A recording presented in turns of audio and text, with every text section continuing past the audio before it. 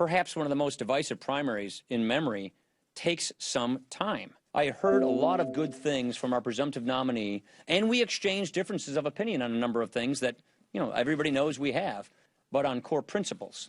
Those are the kinds of things that we discussed, and again, I'm encouraged. Well, the highly anticipated meeting between Donald Trump and Paul Ryan on the House side, Donald Trump and Mitch McConnell on the Senate side, has now finally happened. And despite widespread speculation that it might further expose the cavernous divide, which now marks the GOP, it had quite the opposite effect, many are saying. Well, I'm not among the many who thought it smoothed over the divide. Yes, of course it did, rhetorically.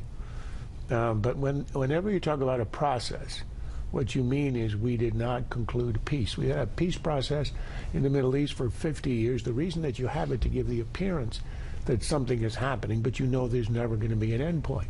Now here there will be an end point. There'll be a point at which Ryan will give a perfunctory endorsement, and then people will ignore him until November. But the fact that they came out of this with a joint statement that said we remain confident there's a great opportunity to unify the party.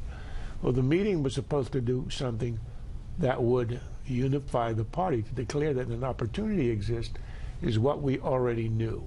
This is a sham marriage, and the reason is simple.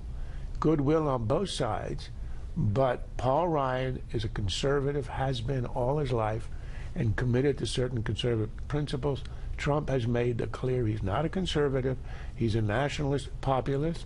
There are a lot of arguments in favor of that, but it isn't conservatism, as he himself stressed when he said that the Republican Party is not called the Conservative Party.